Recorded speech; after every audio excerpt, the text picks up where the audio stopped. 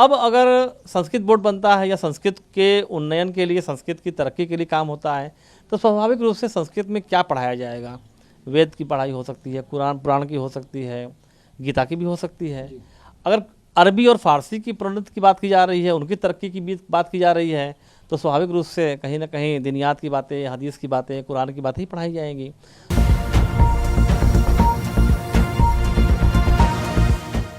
Uttar Pradesh board of मदरसा को Allahabad high court से बड़ा झटका मिला है। कोर्ट ने UP board of Madrasa education act 2004 को असंवैधानिक घोषित करते हुए कहा कि ये एक्ट धर्मनिरपेक्षता के सिद्धांत का उल्लंघन करने वाला है। साथ ही कोर्ट ने यूपी सरकार को वर्तमान में मदरसों में पढ़ रहे छात्रों की आगे की शिक्षा के लिए योजना बनाने का निर्देश दिया है। कोर्ट ने मदरसों में पढ़ रहे छात्रों को बेबुनियादी शिक्षा व्यवस्था में समायोजित करने के लिए कहा है। साल 2019 में उच्च न्यायालय ने मदरसा बोर्ड के कामकाज और संरचना से संबंधित कुछ सवालों को बड़ी पीठ के पास भेजा था। बड़ी पीठ को भेजे गए सवाल में पूछा गया था कि क्या बोर्ड का उद्देश्य केवल धार्मिक शिक्षा प्रदान करना है।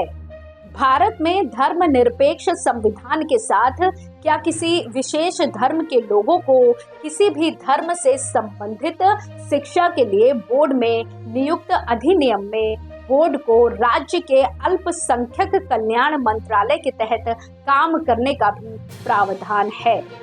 इसलिए ये सवाल उठता है कि क्या मदरसा शिक्षा को अल्पसंख्यक कल्याण विभाग के तहत चलाना सही है, जबकि जैन, सिख, ईसाई आदि जैसे अन्य अल्पसंख्यक समुदायों से संबंधित सभी अन्य शिक्षा संस्थान शिक्षा मंत्रालय के तहत चलाए जा रहे हैं।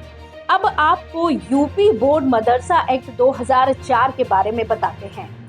UP board of Madrasa education act 2004 Uttar Pradesh सरकार द्वारा पारित एक कानून था जो राज्य में मदरसों की शिक्षा व्यवस्था को बेहतर बनाने के लिए बनाया गया था।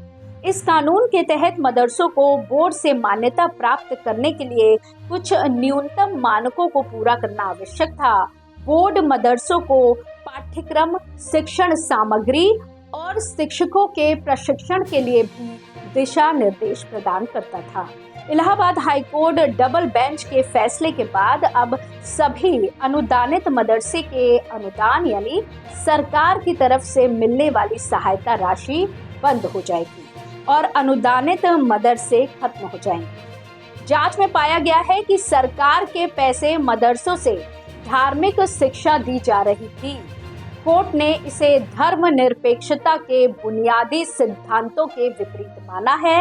आपको बता दें कि इससे पहले योगी सरकार ने पिछले दिनों प्रदेश में चल रहे मदरसों का सर्वे करवाया था। सर्वे में सामने आया था कि प्रदेश में 16,513 मान्यता प्राप्त मदरसे हैं, जबकि 8,500 गैर मान्यता प्राप्त मदरसे भी चल रहे हैं।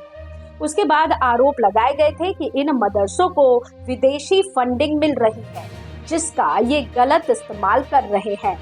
इस मामले की जांच के लिए एसआईटी टीम का गठन किया गया था। इससे पहले मार्च महीने में ही अवैध मदरसों की जांच कर रही एसआईटी ने योगी सरकार से करीब 13,000 मदरसों को बंद करने की सिफारिश की है। जांच में जो मदरसे अवैध पाए गए हैं उनमें से ज्यादातर नेपाल सीमा पर स्थित है। एसआईटी ने रिपोर्ट में दावा किया कि इन मदरसों का निर्माण पिछले 2 दशकों में खाड़ी देशों से प्राप्त धन से किया गया है।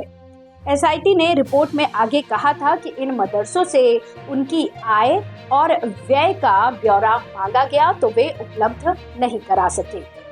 इससे आशंका जताई जा रही है कि सोची समझी साजिश के तहत जुटाई गई रकम को हवाला के जरिए मदरसों के निर्माण के लिए भेजा गया।